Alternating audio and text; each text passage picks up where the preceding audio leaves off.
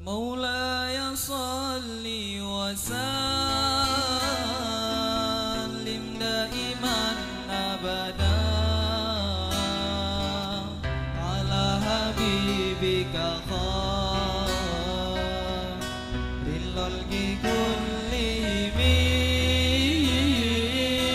مولاي صل وسلم دائما أبدا على حبيبك خير الخلق كلهم أمي تذكر جيران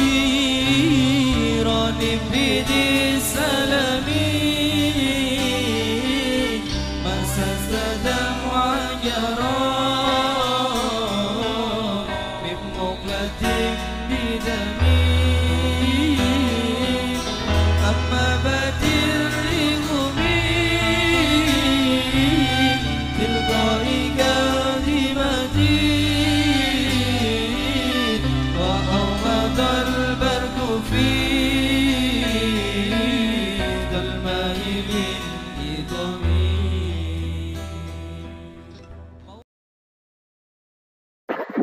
Bismillahirrahmanirrahim.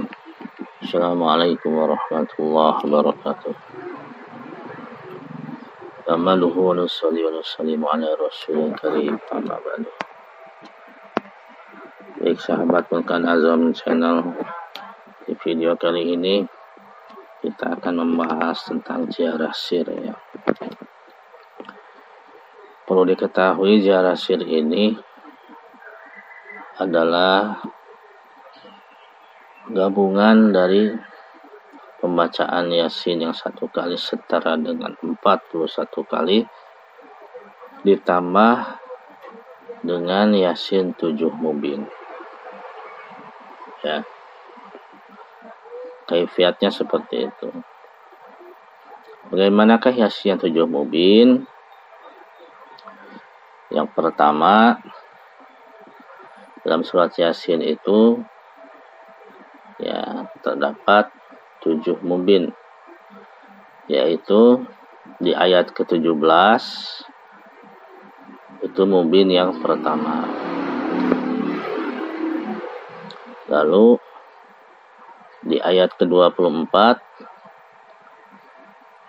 ayat ke-47, ayat ke-60, ayat ke-69, dan yang terakhir ayat ke-77. Di sana akhir ayatnya itu mubin. Nah, setiap di ayat akhir yang mubin tersebut selesai dan sampai ke sana, maka sertai dengan zikir ya mubin 102. Ya mubin, ya mubin, ya mubin, ya mubin, ya mubin, ya mubin, ya mubin, ya mubin. Setelah 102 lanjutkan kembali ayatnya. Ya, selanjutnya, lalu ketika sampai lagi ke ayat yang ada mubin di akhirnya, baca lagi ya mubin 102 ya. Terus seperti itu sampai ke akhir ayat yang ke-77 ya. Ya mubin, ya mubin, ya mubin, ya mubin, ya mubin. Terus selesaikan sampai ayat terakhir surat Yasin, tutup dengan shadaqallahul azim ya. Nah, di sana itu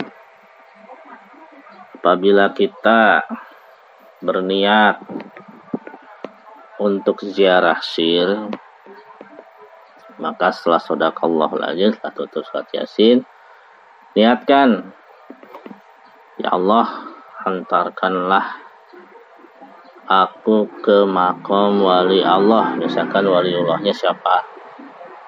Misalkan Syekh Abdul Qadir Al-Jailani Qaddasallahu sirruhu ya, Baghdad misalkan. Maka setelah berniat seperti itu ya, baca qasidah Saddah ya, Abdullah bin Alwi Al-Haddad. radhiyallahu anhu.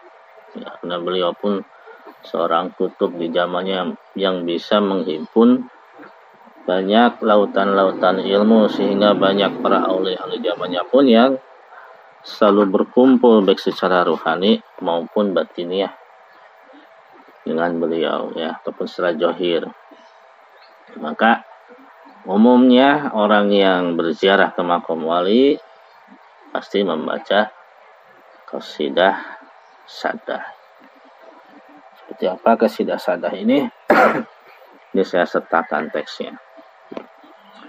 Bismillahirrahmanirrahim. Salamullah ya sadah Inna rahmani yagisakum ibadallah ji'nakum qasadanakum tolabanakum nu'inuna tugisuna bihimmatikum wajadwakum wa ahbuna wa atuna atoyakum hadayakum falak khayyabatumu zanni fahasakum wa hasakum sa'idna id atainakum wa fuzna hina zurnakum faqumu wasfa'u fina ila rahmani maulakum asanuhzo asanuhto mazaya min mazayakum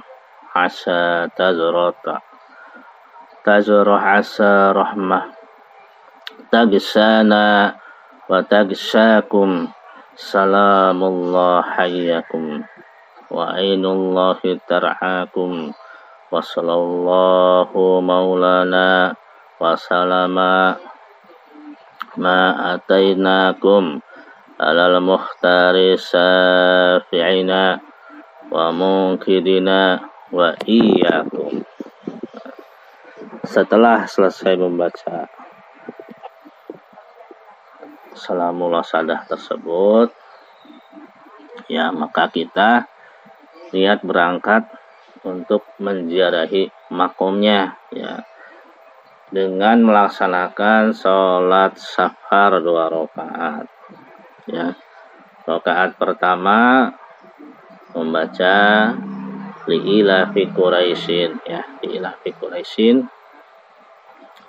Lalu rakaat kedua membaca idza jaa nasrullahi wal fath. Ya. Pada salam, maka kita gariskan tangan kita di hadapan sajadah kita, ya, lafaz Muhammad, lalu di atasnya digariskan lurus. Nanti ada gambarnya, ya, videonya. Setelah itu ucapkan salam, ya. Assalamu alayka ya waliullah Sultan Aulia Syekh Abdul Qadir Al-Jilani Qadassallahu sirruhu anta sahibul karomah. Nah, cukup segitu juga, ya. Maka secara zahir, ya, secara zahir kita itu ketika dalam keadaan tidak beranjak dan masih memiliki wudu, maka Allah sampaikan jasad kita, ya, rohani kita dengan makom wali Allah yang ada di Baghdad, ya. Itu ini hanya bisa dilakukan di malam Jumat di sepertiga malam terakhir, dan hanya untuk bisa berziarah ke satu orang wali Allah, ya, yang letaknya mau dimanapun di alam dunia ini bisa, ya, diziarahi, ya, insya Allah. Ini untuk berziarah kepada makom aulia Allah. Lalu bagaimana apabila niat untuk menziarahinya itu kepada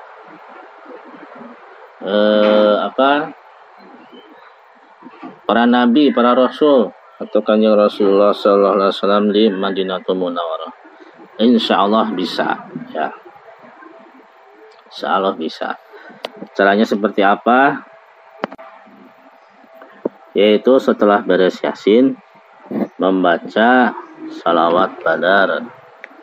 Ya, salawat Badar ini alhamdulillah wa syukurillah, ini karya seorang aulia Allah, ya, tokoh NU di Indonesia, ya, Kiai Ali Masyhur Siddiq radhiyallahu an, yang saat ini telah ditetapkan sebagai warisan budaya di Indonesia, ya. Asal muasalnya dahulu itu beliau risau, ada kerisauan dengan adanya antek-antek dan pergerakan PKI yang banyak menelan, ya, para alim ulama, terutama saat itu yang alim yang mengajarkan ilmunya kepada masyarakat, ya. Banyak yang menjadi korban pembunuhan, ya. Sehingga dengan rasa khawatir kerisauan tersebut, dia bermimpi didatangi berapa banyak orang yang bersorban hijau, memakai gamis, ratusan, ya. Maka setelah bangun, karena beliau itu ahli alat kubahan syair, ya, membuat syair, itu teks salawat Badar, yang ternyata keesokan harinya, ya, banyak para aulia Allah, ya, dari dari Jakarta, dari Malang, datang ke rumahnya untuk menanyakan teks salawat tersebut, ya. Jadi sudah kasar para habaib gitu ketika datang, dan diberitahukan bahwa yang datang kemarin itu, ya, disuruh oleh atas perintah Rasulullah SAW, itu siapa? Itu ahli Badar, ya, rohani para ahli Badar. Di mana teks salawat Badar ini insyaallah apabila dibacakan disatukan dengan amalan Yasin 7 Mubin, ya, juga amalan Yasin yang 1 kali baca 91 kali, maka insyaallah akan menghantarkan seseorang itu kepada makam Rasulullah SAW di Madinah, ya. Ini salah satu keistimewaannya. Seperti apa teks salawat Badar? Tentu saja kita semua pasti sudah paham, ya. Salawatnya Bismillahirrahmanirrahim. Salatullah salamullah ala toha Rasulillah. Salatullah salamullah ala Yasin Habibillah. Tawassalna bi bismillah wa bil hadi Rasulillah wa kulli mujahidilillah bi ahlil badri ya Allah. Ilahi salimil ummah minal afati wan nikmah wa min hamin wa min gummah bi ahlil badri ya Allah. Ilahi najina waqsif jami'a adiyatin wasrib maka idal ida walatuf bi ahlil badri ya Allah. Ilahi nafisil kurba minal asina wal atba wa kulli baliyati wa wabah wa ahlil badri ya Allah. Wa kami rahmatin wassalat wa kami dilatin fassalat wa kami nikmatin wassalat bi ahlil badri ya Allah. Wa kam agnaita dal umri wa kam awlaita dal fakri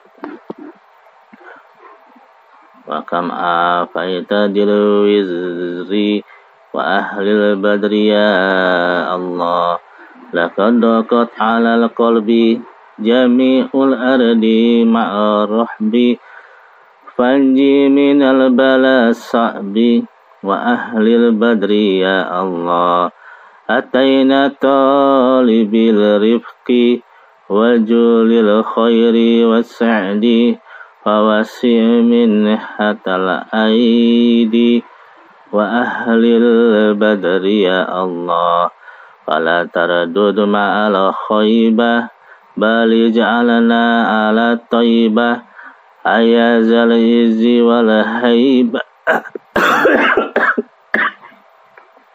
وأهل البدر يا الله وإن تردد فمن نأتي بنيل جميع حاجاتي أيجال المهلمات وأهل البدر يا الله إلهي اغفر وأكرمنا بنيل مطالب منا ودفع مساءة عنا بأهل البدر يا الله إلهي أنت ذو لطف وذو فضل ذو عطف وكم من كربة تنفي بأهل البدر يا الله وصل على النبي البر بلا أد ولا حسر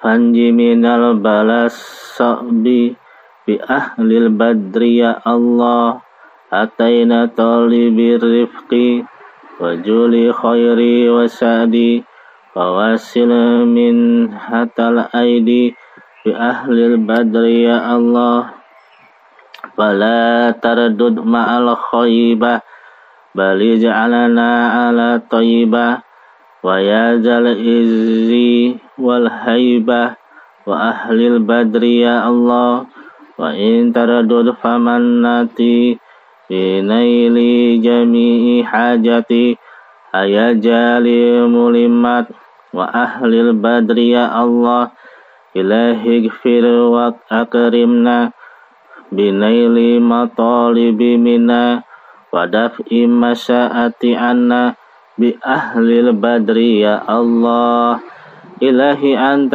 ذو لطف وذو فضل وذو عطف وكم من كربة تنفي بأهل البدر يا الله وصل على نبي البر بلا أد ولا حسر وآل سادة قري بأهل البدر ya Allah. Nah ini baca lalu sholat safar 2 rakaat seperti biasa. Setelah bacanya Ila fi Quraisyin dan Idza Anas ya. Setelah beres ucapkan assalamualaikum ya Rasulullah ya. Sama dibuat buratan lagi lafaz Muhammad dan ininya garis ya, garis. Insya Allah Allah akan pertemukan ya. Jadi si jasad kita, rohani kita bisa disatukan seolah-olah ada di makom Rasulullah Shallallahu Alaihi Wasallam ya. Dan biasanya hal seperti ini hanya bisa ya, dipahami itu karena di luar nalar ya, pasti oleh orang yang benar-benar secara akal dan keimanannya itu satu ya. Beda kalau kita ngomong wah bisnis anu walaupun kita nggak ngerti tapi yakin itu untuk perkara dunia, tapi untuk perkara akhirat dengan ada amal-amal seperti ini kayak lucu-lucuan gitu. Padahal sebetulnya itu satu hal yang di luar akal, namun menjadi masuk akal sebetulnya ketika sudah terjadi ya, kita yang mengalami. Cuma bedanya kan kita itu harus yakin dulu ya, yakin dulu kepada Allah dengan amal tersebut baru dibuktikan ya. Tapi kalau dalam urusan dunia kita juga nggak tahu, tapi udah yakin duluan kok bisa gitu. Nah itu bedanya perkara-perkara dunia sama akhirat itu bisa seperti itu. Sebetulnya ini benar seperti terjadi ya. Lalu setelah ziarah sir mungkin nanti dibahas juga sekarang lah tanggung tentang bagaimana mendetek daripada nasab kita dari pihak ibu, dari pihak ayah sampai 7 lapisan ke atas ya. Dan juga mengetahui apakah dari diri kita ini ada turunan Rasulullah dari pihak ibu, ayah, ataupun dari nenek ke atas, ataupun dari kakek dan sebagainya. Ya, caranya cukup mudah. Seperti biasa, Yasin yang 1 kali, yang bandingannya dengan 41 kali, kita baca seperti biasa di malam Jumat ya, setelah jam 12 malam ke atas ya, sampai subuh ya. Kita baca 1 kali, disatukan juga dengan mubin ya, Yasin 7 mubin. Jadi setiap masuk ke ayat kepada mubinnya dibaca ya mubin. Ya, cuma bedanya kalau misalkan kita ingin tahunya dari jalur ayah ya, kita tahunya ayah, nama ayah sama nama kakek, maka nama ayah itu masukkan di ayat ke-12 ya. Ayat ke-12 ila ruhi, sebut namanya. Misalkan Fulan bin Fulan. Sebut. Atau tahu namanya, atau nama kakek terus sebut aja namanya. Nama Fulan aja misalkan. Terus di mubin yang ke-17 ayat 17 kita nggak tahu nama kakek, ya kosongkan aja. Itu juga dengan mubin yang lainnya, kosongkan. Insya Allah di hari malam Jumat tersebut ya akan bertemu dengan rohani dari ayah kita. Kalau sudah meninggal, kalau masih hidup ya pasti dapat petunjuk dari keluarga jauh, siapa nama dari kakek kita, bahkan sampai 7 ke atas ya. Gitu. Juga kalau kita cuma tahunya nama ayah kita, nama kakek kita, nama uyut nggak tahu, maka yang pertama itu masukkan nama ayah kita di ayat ke-12 ya. Ila ruhi anu. Terus di ayat keduanya ila ruhi anu. Mau ditambahin Al-Fatihah boleh, tapi tambah Al-Fatihah pun sudah kena sebetulnya dengan mubin tersebut ya. Gak apa-apa bukan ila ruhi anu misalkan, Fatihah boleh. Tanpa Fatihah pun sebetulnya sudah kena, sudah terkoneksi ke sana ya. Kita cuma tahunya karuhnya sampai uyut, kita masukin dan mubin yang ketiganya nama uyut kita maksimal sampai ke-7 ya, 7 ya, 7 pada 7 mubin ini berarti 7 nama di atas ya. Dan apabila dari ayah kita ini ya 7 di atas ini memang kita ini yang saya katakan ada resesif ya, darah Rasulullah, maka ketika kita membacakan selesai tadi yang tadi kan ada salamullah ya, salamullah ya sada, ada salatu wassalamullah, ada salatu. Ini bacanya pakai salawat Jawahirul Kamal ya, yang saya Ahmad Sidi Ahmad Tijani Rasulullah. Kalau kita nggak ada bacaannya pakai salawat Ulil Azmi aja ya. Salawat Ulil Azmi ini antara 5 para nabi ini memiliki hubungan darah yang sangat dekat juga ya. Itu insya Allah akan ketahuan nantinya gitu. Dan ini nggak pakai sholat nggak pakai sholat safar kalau ini ya. Jadi kalau misalkan kita baca Yasin ini kan sekitar 30 menitan, udah tahajud, udah baca Yasin, lalu kita menunggu subuh ya tidur. Karena di malam Jumat ini kan para arwah orang-orang mukmin ini Allah pertemukan. Ini bisa nanti ada info minimalnya dari sana, maksimalnya ya dari keluarga kita yang jauh tiba-tiba ketemu. Nah itu ya, seperti halnya kemarin beberapa waktu yang lalu Raja Maroko bisa mengklaim bahwa dirinya itu ada keturunan Rasulullah dari fulan itu dicek oleh nakobah segala macam, bisa tahu berapa generasi, ada dari ibunya, ada dari ini itu. Jadi Raja-Raja Maroko dahulu itu kan murid daripada Sidi Ahmad Tijani Qaddasallahu. Nah dia beliau punya amalan ini, Yasin 7 mubin, lalu juga Yasin yang 41 kali, yang tadi 1 kali 91 kali, dan salawat Jahur Utama. Jadi ketika dibarengi dengan salawat Jahur Utama walaupun cuma 1 kali ya, itu kalau memang ada darah Rasulullah itu hadir gitu ya, seperti itu caranya. Seperti yang saya bilang, amal seperti ini seperti yang ngarang, seperti yang lucu-lucuan gitu ya, tapi aslinya memang seperti ini. Jadi kita pada hal seperti ini harus yakin terlebih dahulu baru diamalkan, jangan coba-coba gitu ya. Kalau urusan dunia seperti saya bilang, kita belum tahu seperti apa, itu seolah-olah kita bakal untung. Nah kan misalkan ada trading, ada apa seminar, oh ya yakin gitu. Nah kita nggak tahu juga, taunya ketipu ya, taunya bangkrut.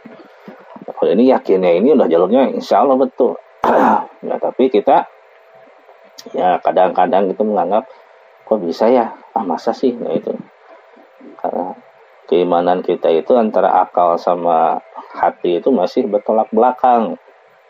Padahal banyak amal-amal yang sifatnya tingkatannya ihsan ini banyak bertolak belakang dengan akal kita ya. Ya contoh misalkan Nabi Ibrahim itu disuruh untuk menyembelih anaknya, ini kan bertolak belakang dengan akal. Masa Allah yang Maha Rahman, Maha Rahim, yang selama ini beliau sembah, menyuruh minta korban anak kayak Tuhan zaman jahiliyah? Nggak mungkin. Gimana ini? Ternyata ini ujian. Karena apa? Karena dia itu bernajar. Dahulu mengorbankan ribuan ekor unta, menjamu fakir miskin, dipuji, wah Anda orang yang soleh bisa berkorban begini banyak.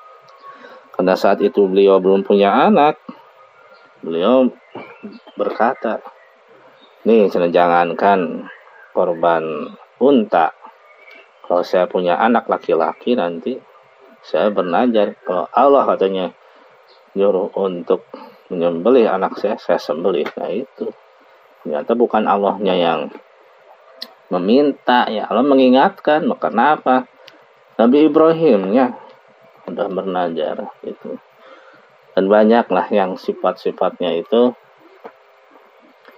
yang di luar nalar kita, seperti sholat. Misalkan sholat jam 12, terus ada jam 15 ya sholat asar. Terus sholat asar kalau lagi kerja jam 5, udah tanggung antara mau pulang sama nyelesain pekerjaan, suruh sholat, udah nggak ada jatah istirahat.